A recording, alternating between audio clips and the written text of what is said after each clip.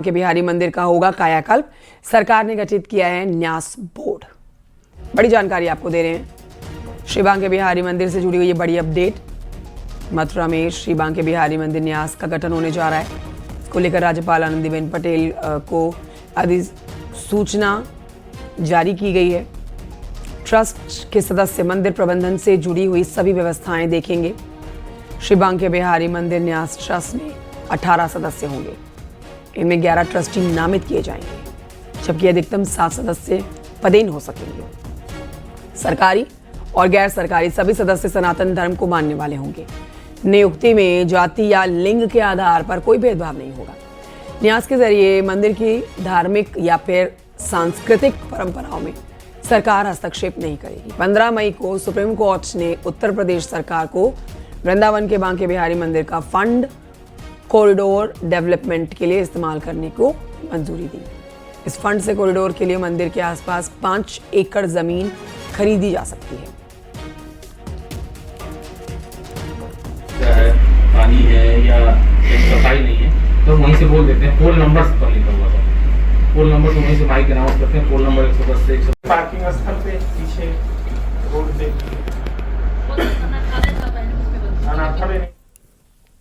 उधर श्री बांके बिहारी मंदिर ट्रस्ट का गठन, राज्यपाल ने इस पर जारी अधिसूचना के लिए, अब देखिए ये एक बड़ा कदम बताया जा रहा है।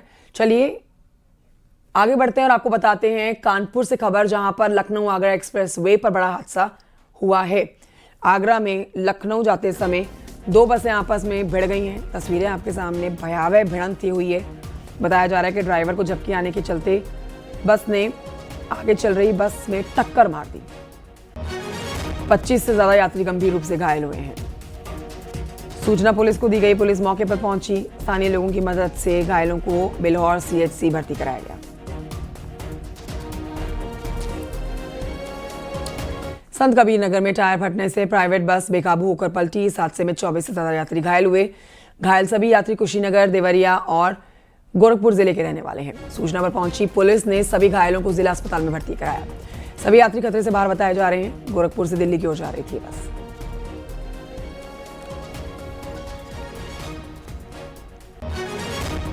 उधर ग्रेटर नोएडा से खबर, जहां पर यथार्थ हॉस्पिटल की लिफ्ट फंस गई और आधे घंटे तक मरीज तीमारदार लिफ्ट के अंदर फंसे रहे। हैरान करने वाली ये खबर है। लगातार इस तरह की घटनाएं सामने आती, लेकिन अस्पताल के अंदर देखिए आधे घंटे ही लिफ्ट फंसी रही, जो चिंताजनक है। लिफ्ट में फंसे हुए लोगों ने इसका वीडियो बनाया। सोशल मीडिया पर जाते ही वीडियो वायरल हो गए।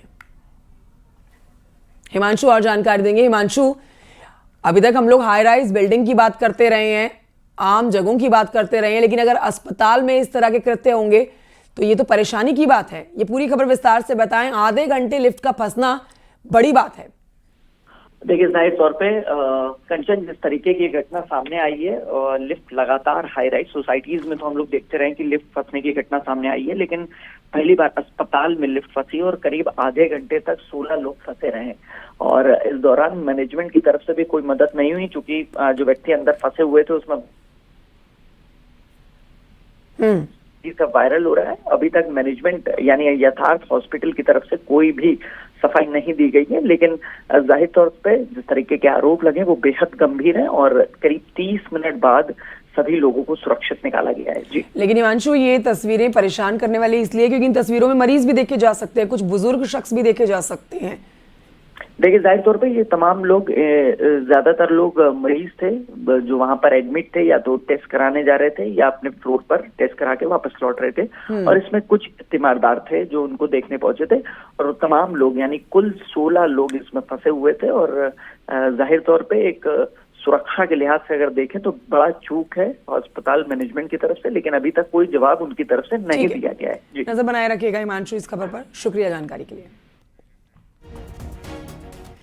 खबर जालौन से, जहां पर पुलिस का डकैती के आरोपियों से एनकाउंटर हुआ। पैर में गोली लगी बदमाशों के 3 बदमाश धर दबोचे गए हैं। घायल बदमाश 15 मई को कोच इलाके में ज्वेलर्स से हुई डकैती को आरोपी बताए जा रहे हैं। घायल बदमाश रानू कुशवाहा, रामेंद्र सिंह उर्फ रानू और राजवीर गोस्वामी झांसी के रहने वाले हैं।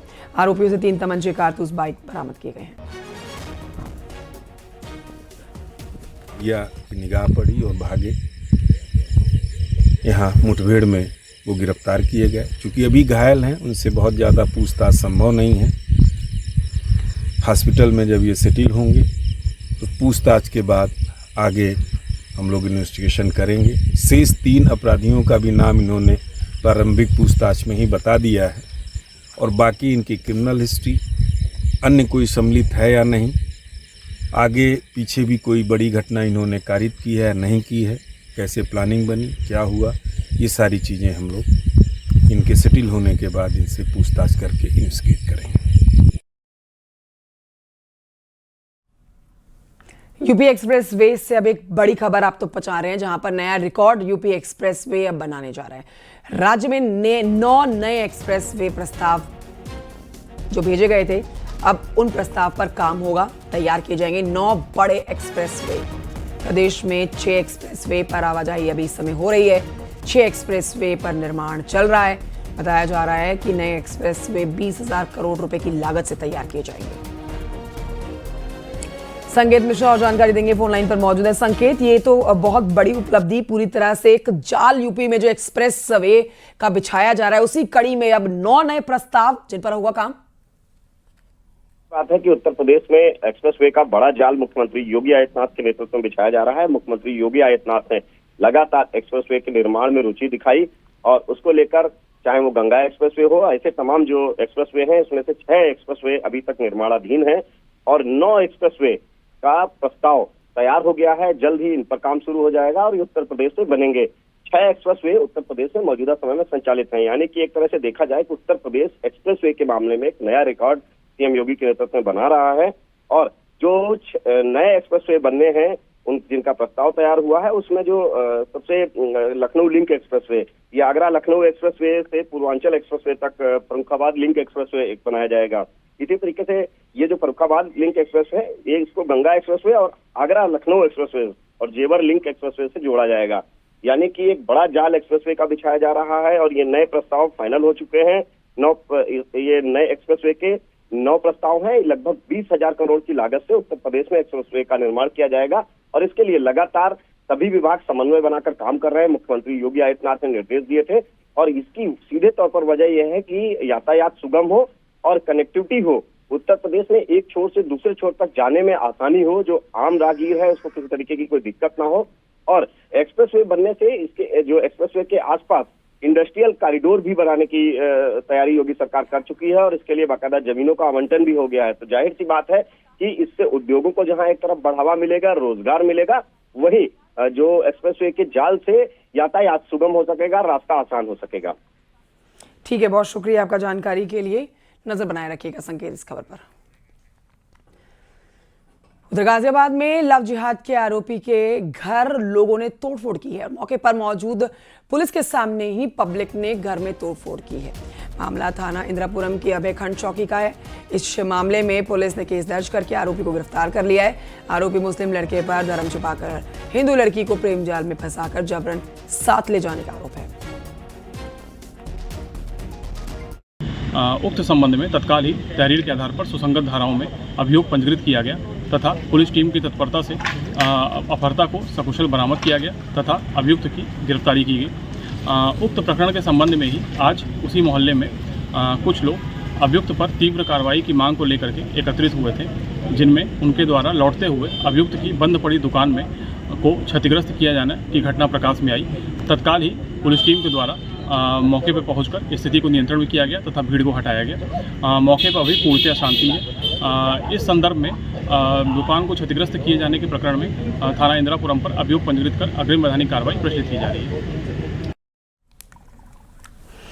सीतापुर से अगली खबर, जहां पर परिक्रमा मार्ग पर श्रद्धालुओं पर अंडे और गंदा पानी फेंका जाने के मामले में 3 नामजद आरोपी गिरफ्तार किए गए। इस मामले में पीड़ित श्रद्धालुओं ने 15-16 लोगों के खिलाफ मुकदमा दर्ज कराया था। बाकी अन्य नामजद आरोपियों की गिरफ्तारी के लिए पुलिस जगह जगह पर दबिश दे रही है। आरोप बता देते हैं आपको, दंडरत करने वाले श्रद्धालुओं के रास्ते पर समुदाय विशेष के लोगों ने अंडे फेंके, गंदा पानी फेंका। अगर यहाँ से हटाए नहीं जाएंगे क्योंकि हमारे हिंदू सनातनियों का रास्ता। दिनांक 26 मई को सायंकाल लगभग 8 बजे सूचना प्राप्त हुई कि ग्राम सेवता स्थित सोमेश्वर देवी मंदिर में ग्राम बोरा के कुछ श्रद्धालु परिक्रमा करते हुए दर्शन करने जा रहे थे। दर्शन करने जाने वाले श्रद्धालुओं द्वारा अवगत कराया गया कि धर्म विशेष के लोगों द्वारा परिक्रमा में अवरोध उत्पन्न किया गया। सूचना प्राप्त होने पर तत्काल पुलिस बल मौके पर पहुंचा। 3 आरोपियों को हिरासत में लिया गया, जिनके विरुद्ध अभियोग पंजीकृत कर थाना रिवसा द्वारा अग्रिम विधिक कार्रवाई की जा रही है। मौके पर शांति व्यवस्था कायम। बर्ड फ्लू संक्रमण की जांच के लिए कानपुर जू के 2 शेर 2 शेरनी के नमूने लेकर राष्ट्रीय सुरक्षा पशु रोग संस्थान भोपाल भेजे गए, लेकिन 7 दिन बीतने के बाद भी जांच रिपोर्ट नहीं आई है। मोर में संक्रमण की पुष्टि की गई थी, जिसके बाद 18 पक्षियों और जंगली जानवरों के सैंपल्स जांच के लिए भेजे गए, जिसकी रिपोर्ट अभी आनी बाकी है। इस बीच खबर आ रही है कि शेर और शेरनी ने भोजन करना कम कर दिया है। संक्रमण के कारण जू को रेड जोन घोषित किया गया है। 13 मई से यूपी के सभी जू बंद हैं। ये 1 सप्ताह और बंद रहेंगे।